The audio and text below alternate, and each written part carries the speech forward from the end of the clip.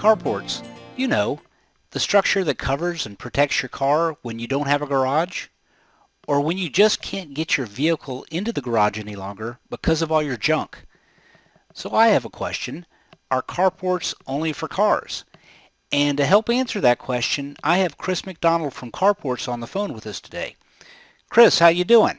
Doing great, Ken. How you doing? Awesome. I'm glad you could be here. So Chris, I have a handful of questions that I see come through on a daily basis, and I thought you could help answer them. Absolutely. Okay. Anything. What kind of carports do you carry? That's a good question. It's basically we go. There's three different roof types. You've got your regular style, which has a more rounded look to it. The eave actually kind of rolls over the top of the leg about 6 or 8 inches. Then we have the box eave, which is a style where it's looks more like a house. It's got an overhang on it about 6 inches on each side. And then you have our vertical roof, which is the exact same profile as the box eave, but the difference is that the panels run from the peak to the eave, so they're running vertically. And that's one of my favorites, and I'll tell you why, is because it allows all that water and debris to roll off so it doesn't hang up there on the ribs. And the other thing that I like about it is that it has additional strength to it because it's got 4 hip channels, primarily to allow somebody to be able to screw those panels into gives it something to hold on to, but it also strengthens the structure. Okay. And basically, they're there to cover a vehicle. But to be honest with you, I've seen people use them for all different kinds of things. Okay. As far as sizes go, are there any size constraints? What does it usually start at? None that I can think of. It usually, you start with the basic single car carport, which is 12 foot wide and 21 feet long and about 5 foot high. It can actually go smaller than that. The biggest I've seen as far as a carport, you go all the way up to triple wide. That's 36 feet wide, and 30 feet wide, and goes up to 60, 70, 80 feet long. Oh wow! So Yeah. really, there's it sounds like it's really customizable. You can pretty much the client can get whatever they're really wanting. Exactly. One of the favorite uses of these is for RVs, recreational vehicles or motorhomes.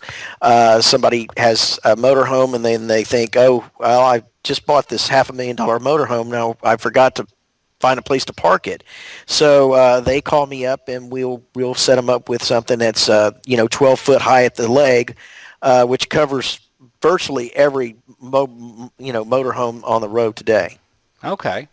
So how long have you been providing carports for the area? Since 2003. So we've been here in this area since 2003. Wow. So this is not something that just popped up yesterday. Absolutely not. No, we're very well established and a very well established company. Okay. Well, you kind of already answered this question to some degree, but the original questions are carports only for cars. No, I'm glad you came back around to that. It's I've seen people use these carports for just about everything you can think of. Like I mentioned, the RVs, their utility vehicles, their trailers. One of my favorites, if you can indulge me for just a second, one of my favorite carports that we have, it's got a storage area in front of it. And so what it is you've got kind of a hybrid between a storage enclosed storage facility and a carport. So at the one end, you might have 5 or 10 feet of enclosed storage with a roll-up door that they can store all their, say they're using it for their boat, they can store all of their boating equipment in there, their life vests, Oh their wow. cleaning equipment, their motors and things like that, lock those things up, and then they've got a cover over their boat. Wow. So there's really no constraint on what the customer can get. No, people surprise me every day with what they come up with to use these for, and it's always fun to work with. Wow. Okay. Awesome. So if somebody's ready to get started, what do they need to do? All they got to do is pick up the phone. I'm here to help them. Okay. Well, fantastic. And you'll be able to give them, advice, rate quotes, and all of that. All Just of right that over and the more. phone. Yeah, Okay. all of that over the phone.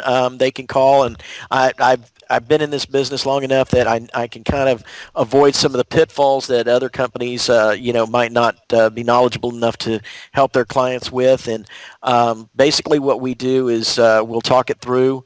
Once they've settled on a size and a design that they like, then we will get a down payment of either 10 or 12%, and then it takes about anywhere from 2 to 4 weeks to get the structure in. It's put up that day, and then once it's done and they're satisfied, they pay the balance to the installers. Okay. You say 10 to 12%. What determines the 10 to 12%? 10% is for anything under $2,500. Anything over $2,500, it's 12% down payment.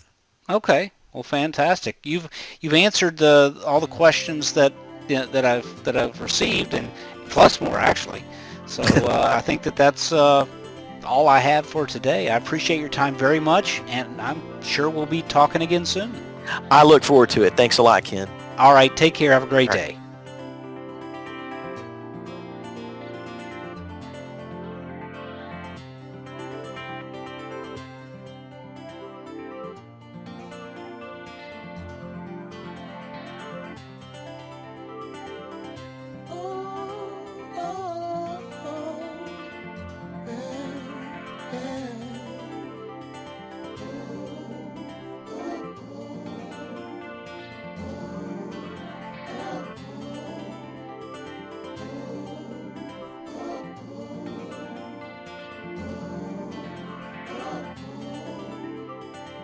Don't know if I made that.